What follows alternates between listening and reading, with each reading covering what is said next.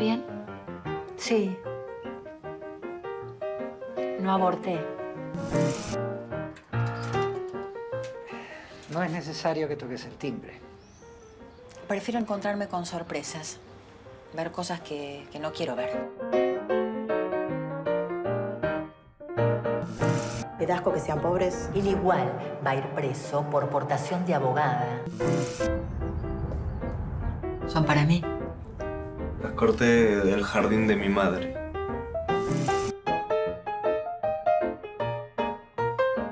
¿Cómo te crees que llegaste a juez?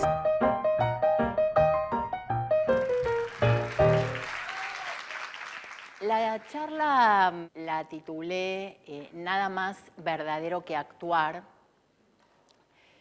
Y una vez que la titulé, me di cuenta que eso me comprometía a meterme con temas que tienen que ver con lo filosófico, con lo existencial. Y me pregunté si estaba dispuesta a eso y me contesté que sí. Así que voy a arrancar. Cuando yo empecé a estudiar teatro, tenía 17 años, no sabía que iba a ser la gran vocación que es para mí actuar, pero a pesar de eso, empecé a tener rechazos por algunas cosas bastante intensos mientras tomaba clases.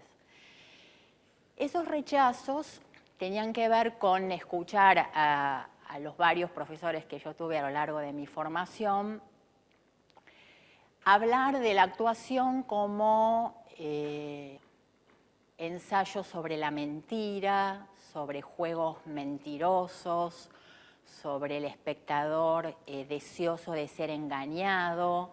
Y yo rechazaba todo eso, habitualmente esos rechazos no los manifestaba, pero de vez en cuando se notaban y era como acusada de moral esa posición de rechazar esos términos para determinar la actuación. Y yo era muy chica, no tenía manera de precisarme, pensaba que sí, que era tal vez una posición moral, que tenía que relajarme, que alivianarme. Pero además también me inquietaba mucho cuando en la vida cotidiana, en nuestro lenguaje habitual, se usaba la palabra actuar como sinónimo de simulación o de fingir algo. Por ejemplo, tal tipo me actuó que estaba nervioso y se tuvo que ir y me dejó plantada. O sí, le actué que estaba apurada para tratar de sacármelo de encima, etc. Entonces estaba yo en una gran contradicción de por qué esa actividad que lentamente estaba ganando tanto espacio en mí y que de repente se convirtió así en un fuego interno para mi vida y en un motor existencial muy, muy grande, tenía esas acepciones que eran tan desagradables para mí. Algo después con el tiempo fui comprendiendo, pero decidí ahora claramente enfrentarme a eso y militar en contra de la idea de asociar la actuación con la mentira y también militar en contra de que la palabra actuar en la vida esté asociada a la idea de fingir. Sobre todo en estos tiempos donde inclusive existe la palabra posverdad, que es una palabra que está señalando la idea de que uno puede decir algo sin que haya sucedido, sin que sea un hecho objetivo, puede aseverarlo. Digo, los medios hacen eso, o la política sobre todo en este momento también está haciendo eso, con fines de manipulación, digo, asevero algo que tiene un efecto emocional sobre quien me escucha, no importa si eso sucedió o no, pero lo asevero y puedo manipular con eso durante un tiempo, hasta que después lo desmiento, por un rato a esa población que me está escuchando. Entonces, precisamente por esa razón, además, se me hizo más importante este deseo de hablar de la verdad en principio en mi actividad. Las personas que me daban clase a mí, personas de una generación, digamos, unos 10 o 12 años más grandes que yo, se habían formado en una época donde esto de la verdad era muy determinante. Quiero decir, desde Stanislavski, que es el quien empieza a sistematizar la idea de observar a gente que actuaba y él empezar a pensar, esta gente que actúa también, ¿cómo lo hace? Empieza a hacer un sistema que después se constituye en un método de actuación. Estos profesores que yo tenía habían padecido mucho algo que consistía en que cada vez que terminaban de actuar en esos talleres, estoy hablando, sí, 60, 70, acá en la Argentina, la primera información, el primer registro por el cual alguien le hacía una devolución al que había actuado, era decirle si se había creído o no lo que había hecho. Entonces, los compañeros de taller decían, me lo creí, qué bien que estuviste. No, yo no me lo creí. ¿Qué pasó acá? Hay 10 que se lo creyeron, 5 que no, estamos en un problema. Había que ver si el profesor se lo había creído, y si el profesor se lo había creído, bueno, estábamos de fiesta. Y ese único registro, que aparentemente era el más valioso, los hartó. Sucedía algo además que no producía ningún efecto en relación a la mejora de la actuación. Quiero decir, yo me podría haber creído algo que mi compañero estaba haciendo, pero eso igualmente era un plomo, o igualmente no era interesante, o igualmente teatralmente no tenía ningún valor. Con lo cual, creérmelo o no, se empezó a comprobar que no era garantía de una situación interesante teatralmente. Entonces, ¿para qué seguir usando ese elemento, ese eje, como evaluador de si estaba actuando bien o no? Entonces empieza a haber otra categoría que estos maestros, digo, Bartiz en principio, que fue por ahí mi maestro principal, empieza a usar, y otros también de esa generación, es la categoría de verosímil. Ya no importa si es verdadero o no, es más, escuchar la palabra verdad era para ellos una situación que inmediatamente les pareció una fobia enorme. No hablemos de verdad, no hablemos de me lo creí o no me lo creí, basta con esas palabras. Hablemos de verosímil, que es una gran categoría también en relación, bueno, no solo a la actuación, sino a otras artes, digo, a la literatura, al cine, que es la idea de que eso que estoy viendo es verosímil porque es probable de que haya sucedido, o la otra acepción que es mucho mejor, que es eso es verosímil porque corresponde a la lógica interna de eso que se me quiere contar.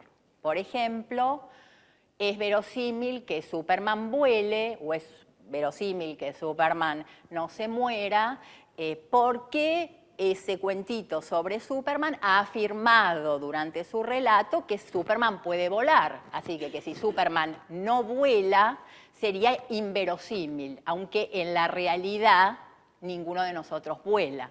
Entonces, esa categoría de verosímil empezó a circular y se protegían bastante de seguir escuchando la idea de verdad. Yo lo que quiero proponer desde acá es que nos amiguemos con la idea de verdad.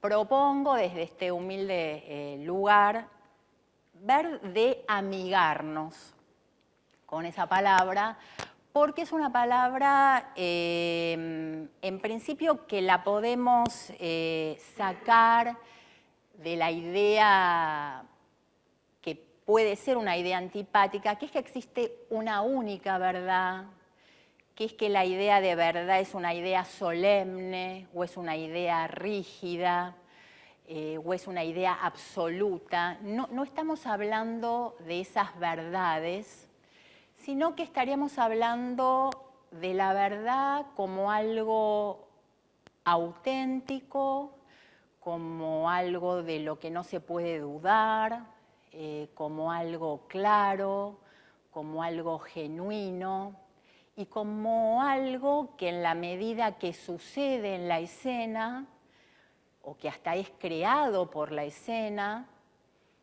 da una gran satisfacción para quien lo recibe y para quien lo emite. Quiero decir, transitar por terrenos que se acerquen a la idea de lo verdadero. ¿Por qué eso sucede? Porque también otra cosa que uno observa, o que yo lo observo en mi vida, es que no tengo muchas oportunidades de decir la verdad. Quiero decir, durante el día, ante la primera pregunta, ¿cómo andás? Y yo contestar bien, ya empiezo mi carrera mentirosa, que arranca más o menos 8:30 de la mañana, y terminará más o menos a las 10:30. Entonces, no tengo oportunidades de decir la verdad.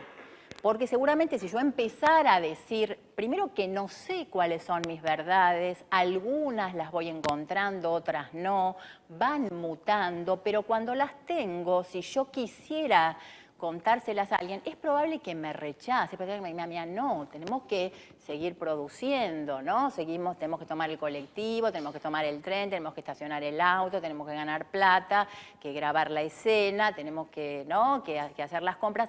No puedo escuchar algo que probablemente me resulte incómodo o insoportable o no sepa qué hacer con lo que me digas. Entonces, por eso empiezo a comprobar, por lo menos desde mí, y también desde mucha gente a la cual yo admiro y respeto cuando actúa,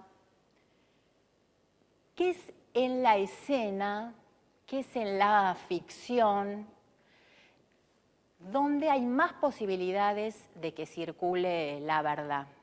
Yo, de hecho, estoy ensayando en este mismo lugar una obra que se llama Valeria Radioactiva de Javier Dolt, uno de los dueños del Callejón, que esa es su principal hipótesis, una de las tantas que tiene, pues un obrón, que es la ficción como lugar, como medio por donde circulen verdades. Yo lo que quisiera ahora en el desarrollo de estas ideas, que si algo no se comprendió después me pueden preguntar, es señalar cuáles son para mí las verdades indudables de la actuación. Quiero decir, de lo que no se puede dudar, de lo que yo observo por lo menos a lo largo de mi camino como actriz y habiendo probado muchos métodos de actuación, de que esos son hipótesis claras que tengo para actuar, organizadoras totalmente de mi trabajo, que si yo circulo por esas hipótesis tengo muchas garantías de sentir que estoy actuando, porque lo que quiero decir es que cuando estas hipótesis o estos postulados que yo proponga sobre qué cosa es verdadera cuando uno actúa, hay mucha gente, muchos actores que han hecho una carrera sin ninguno de estos postulados y que seguramente ha estado bueno lo que han hecho, pero no estoy segura si han actuado. Quiero decir, lo que han hecho frente a los espectadores, creo que han sido otras cosas, que han usado otros procedimientos, que se han enfrentado a esa mirada con una infinidad de recursos, Pero si estos elementos que yo voy a nombrar ahora no estuvieron ahí presentes, no sé si yo podría llamar así muy omnipotentemente y también cancheramente que ellos han actuado. La primera verdad indudable de quien actúa parece obvia, pero la quería nombrar porque ayuda, es que deseo actuar. Desear actuar, querer hacerlo, haberme dedicado mucho tiempo durante parte de mi vida o durante, digamos, cualquiera de nosotros que ha tomado talleres de teatro, esta situación donde ustedes han venido a dedicarle tiempo, a escuchar a alguien hablar de esto, eso implica que hay un motor, un movimiento emocional en mí que insiste y que me va informando de que es una actividad que me gusta, que quiero hacer y con el tiempo que deseo hacer. Quiero decir que no puedo sustraerme a no hacerla. Y por suerte también en la Argentina existen muchas maneras de poder actuar. Quiero decir, puede ser un actor profesional, y ese ser mi medio de trabajo, pero también puedo poner plata para actuar, puedo trabajar en una obra independiente, puedo juntarme con amigos en mi casa, invitar a otros y actuar cosas que escribimos. Encuentro muchas maneras de actuar y de ejercer ese deseo. ¿Para qué sirve para mí recordar que deseo actuar? Sirve para cuando estoy en situaciones o en proyectos que no son totalmente satisfactorios para mí. Cuando me dan el protagónico, cuando soy el centro de la película o la que da la charla, y bueno, es claro que deseo actuar, porque bueno, parece que soy el centro de atención de varios, ¿cómo eso no te va a gustar? Ahora, cuando yo tengo el bolo 8, cuando tengo que decir la mesa está servida, cuando el caché es poco, o cuando me dejan de llamar durante un año, que yo me recuerde que deseo actuar, que yo pueda decir frente a la idea de que me han llamado para decir la mesa está servida, que aún así yo voy a decir que sí, porque durante un ratito voy a estar ejerciendo eso que tanto me gusta, recordármelo me ayuda, me puede ayudar a tomar una decisión, me puede decir, bueno, esto está por debajo de tus posibilidades, pero aún así le vas a decir que sí. Entonces, esa sería la primera verdad. Y es claro para el que mira que esa actriz y ese actor desea actuar, desea estar ahí, desea ser mirado, que es uno de los asuntos que tiene la actuación, que es que soy mirado mientras ofrezco mi expresión. La otra verdad por la cual es imposible que no suceda mientras actúo, es que necesito estar presente. En el teatro eso es indudable, pero también en la televisión, en el cine, la primera acepción de presente, necesito estar ahí, ¿no? Si no estoy ahí, esa función no sucede. Pero estar presente tiene otras derivaciones, también otros sinónimos. En principio es un tipo de presencia con un grado de concentración, de foco en lo que tengo que contar muy alto, más alto de lo que me demanda la vida. En la vida cotidiana yo puedo estar en varios asuntos a la vez, de hecho, es así como estamos funcionando en estos últimos tiempos, digo, con las computadoras, con los celulares, con la cantidad de demandas que tenemos, estamos en varios asuntos simultáneamente y a la vez muy distintos entre sí. La actuación no admite eso. Sí puedo estar en varios asuntos a la vez, siempre y cuando tengan que ver con la escena. Ese grado de foco que tengo, esa presencia, tiene que ver no solo con lo que estoy actuando, sino con otro asunto, que es que estoy participando de una ceremonia, de un rito con otras personas que han venido a verme o que han venido a ver ese material. Entonces, esa presencia no es una presencia hacia adentro, reconcentrada, cerrada, sino al revés. Estoy sumergido en los asuntos de la obra, en la letra, en la luz, en mis compañeros, y además estoy porosa a lo que pasa en esa ceremonia con la gente. Quiero decir, si esa gente me atiende y disfruta de lo que hago, bienvenido. Pero esa gente, ¿no?, se fija en los celulares, se levanta para ir al baño, tose, se aleja, deja de prestarme atención. Y a eso también estoy porosa. A eso sobre todo, en ese estado en el que estoy de alta presencia, puedo hacer operaciones, procedimientos internos casi imperceptibles para que esa atención que voy perdiendo vuelva a mí, para que ese celular se apague, y si no se apaga, para hacer cosas o hasta llegar al punto de parar la función porque ese celular ya está invadiendo mucho lo que estoy haciendo, para percibir que no estoy actuando bien porque esa gente no está imantada en lo que yo estoy proponiendo y entonces debo corregir.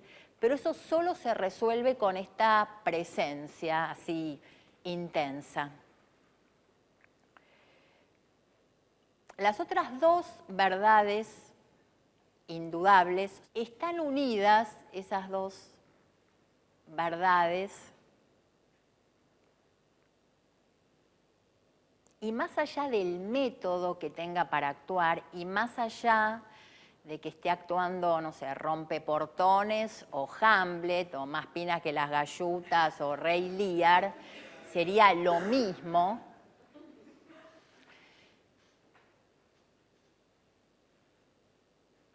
Es que si me llamaron para actuar en una obra, lo más interesante que yo tengo para ofrecer a ese que me llamó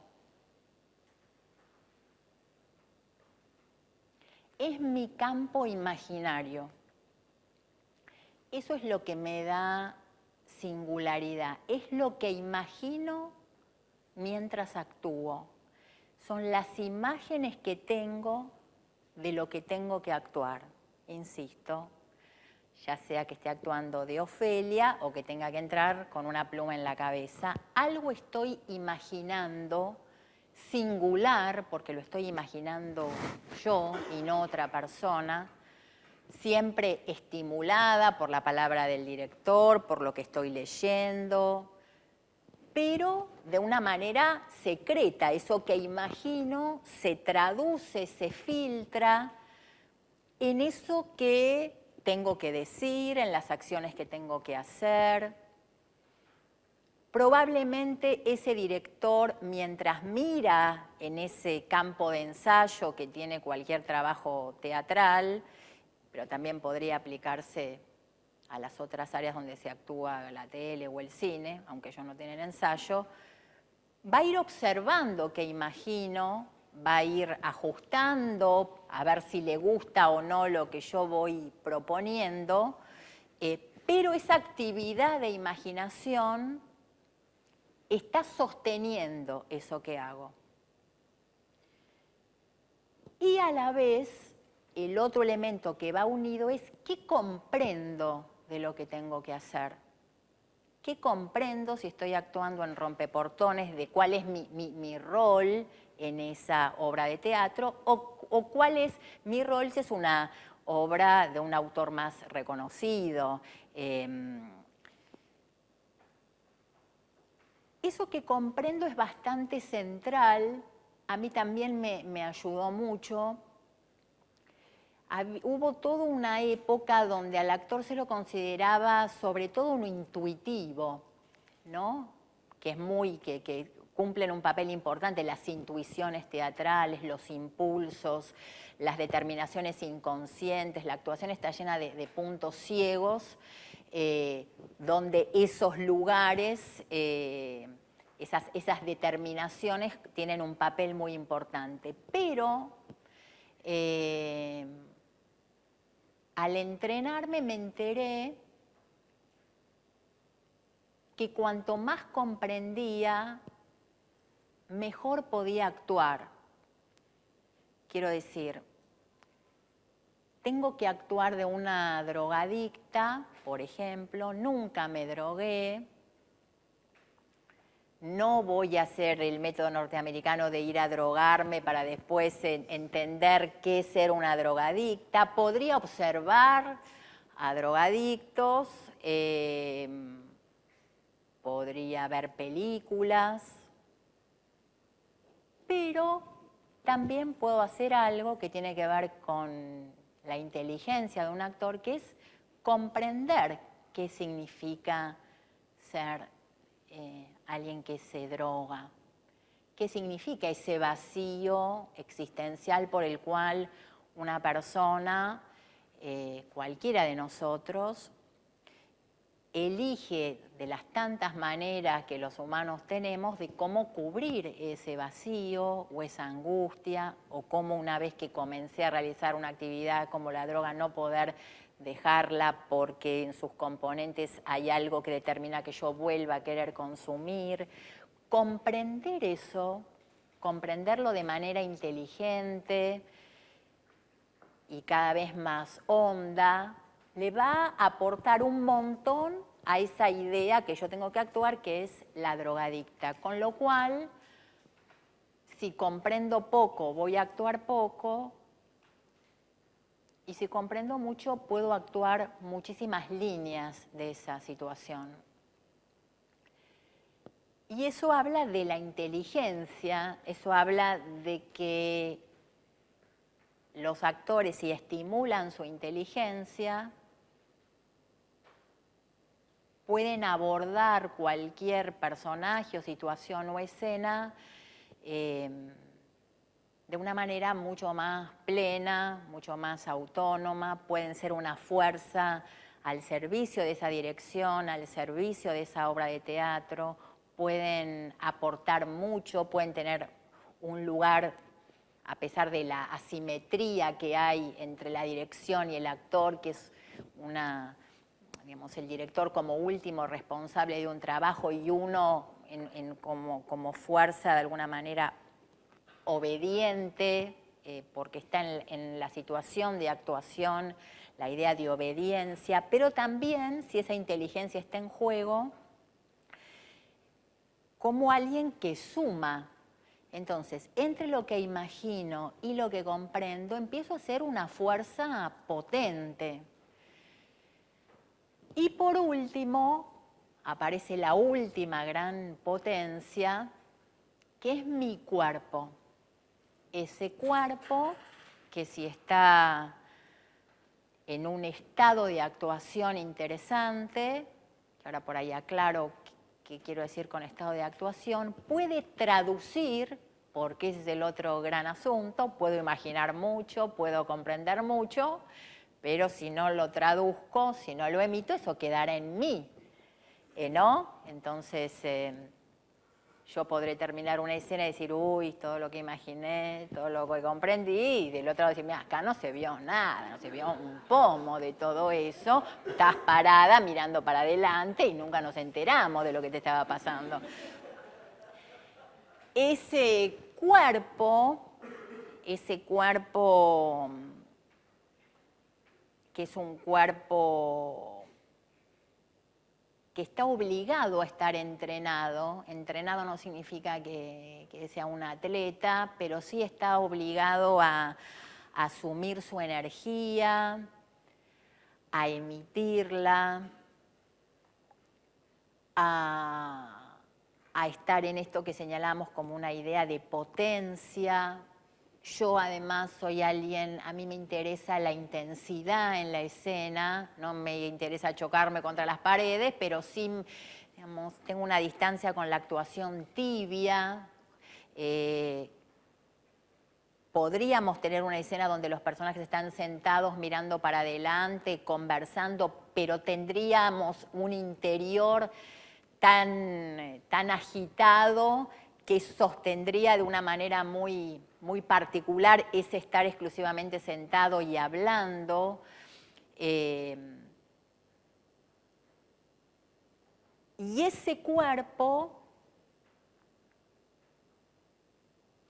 debe, ahí sí aparece también la idea de tomar clases, de la técnica, estar en condiciones de traducir lo que imagino y lo que comprendo. Mi voz, cómo pronuncio las palabras, cómo me muevo, cómo me relaciono con los otros cuerpos, cómo me coloco en el espacio, cómo dialogo con el espacio. Y esa experiencia, la experiencia del cuerpo, es la que termina de hacer de la actuación una experiencia no solo verdadera, sino de alta calidad. De alta calidad si actúo bien, porque todos estos postulados es simplemente para actuar. Después, bueno, hay que ver si es interesante todo lo que uno hace, ¿no? Pero si logro actuar y después encima logro actuar bien o de manera interesante, y también han disfrutado los que me han venido a ver o han venido a ver el material en el que uno está, esa experiencia del actuar es comparable en su satisfacción a lo que puede ser la satisfacción, digo, no solo dicho por mí, por mucha otra gente, digo, de por ahí la experiencia de la intimidad erótica, la experiencia con la naturaleza, la experiencia del amor genuino y profundo entre las personas.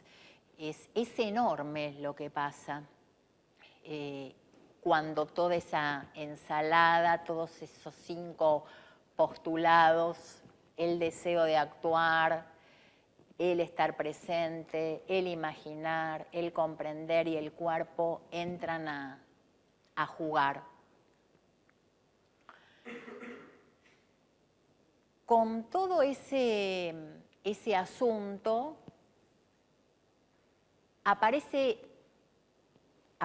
2 otros asuntos, que es que si todas las personas que formamos parte de un elenco de alguna manera encontráramos un código común, además que el que tenemos en la obra de circular por estas zonas, quiero decir, si todos estamos imaginando, estamos comprendiendo, si nuestros cuerpos están disponibles, si nuestro deseo es alto, se produce una situación que es que una función de teatro o una escena en la televisión o en el cine produce un acto de transformación, que es el otro asunto bastante impactante que tiene este tema de actuar, que es que yo no soy la misma después de haber hecho una función, que es que esas personas que han venido a verla no son las mismas, que se ha fundado una realidad paralela, una realidad que le compite a la realidad diaria, que la amplía a esa realidad que tengo en mi vida cotidiana, que permite que yo viva muchas vidas en esta vida, que yo tenga muchos mundos en este mundo, y que hace de esa situación de la escena o de la función algo que también estoy dispuesta, así en esta ambición que tengo, a llamar acontecimiento. La idea de que esa función o de que esa temporada de funciones o que ese programa de televisión o que esa película produce acontecimientos, produce sucesos, produce algo que es un antes y un después en la vida de todos, además, no solo de quienes lo han hecho, sino de quienes lo han mirado. Es entre todos esa transformación, porque el otro asunto también a pensar es que esa actividad, ese actuar, esa ceremonia colectiva, debería ser una ceremonia del dar. No debería ser una ceremonia donde el actor está exhibiendo sus virtudes o está dispuesto a recibir exclusivamente admiración o a estimular su narcisismo, sino que es una experiencia del dar. Cuando ese dar es alto, se habla de la entrega del actor. Y también es una experiencia del dar del que mira, del que vino a ver la función. Sí es verdad que hay mayor responsabilidad en los que hacemos el espectáculo, pero cuando uno ha recibido, en principio es bastante habitual que quiera devolver, que quiera dar. Entonces ahí sí se arma algo, sí, de mucho sentido existencial, que a mí siempre me pasó que un día me puse a pensar qué me gustaba que me dijeran cuando terminaba de actuar, si yo había actuado bien. Y pensaba que en principio dije, bueno, me gustaría que me digan qué bien que te vi, qué bien que estás, qué bien que lo estás haciendo. Me emocionó lo que hiciste, me emocionó y me hizo reír. No te podía sacar la vista de encima. Qué buena actriz sos. Pero después me di cuenta que había algo que me gustaba más que todo eso, que era que me dijeran, te vi y me dieron ganas de actuar.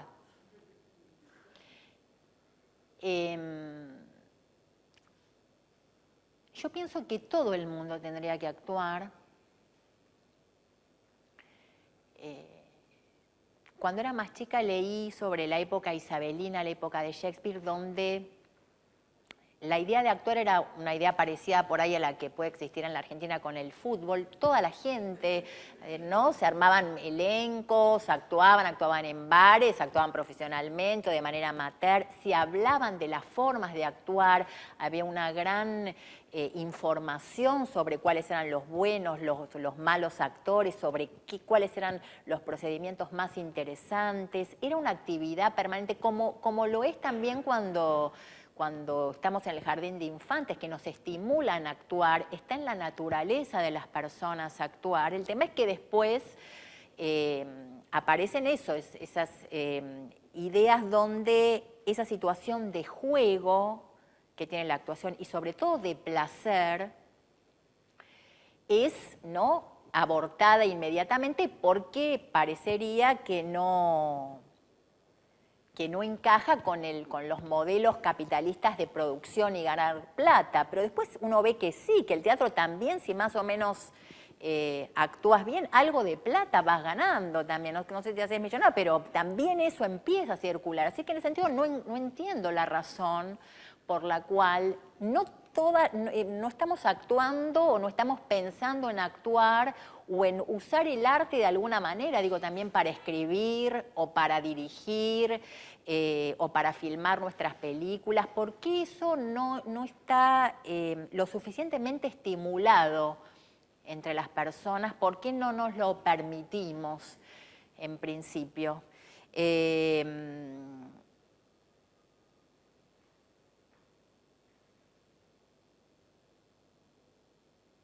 Lo que me gustaría proponer, también en relación a esto que les hablaba al inicio sobre cómo me molestaba la idea de que se use la palabra actuación unida a la palabra mentira o engaño, o que se usaba la palabra actuar para hablar de cómo la gente simula en la vida o caretea cosas en la vida, es ver si se puede conseguir que esa palabra, ese verbo, quede exclusivamente para el teatro, para su campo semántico, para el teatro o para el cine o para la televisión, y que podamos decir cuando alguien nos mintió, bueno, o fingió que estaba apurado, lo simuló, me la careteó, pero que no digamos actuar, porque eso ofende a quienes nos gusta hacerlo, no corresponde, además, lo puedo seguir discutiendo, pero bueno, quería que quedara registrado.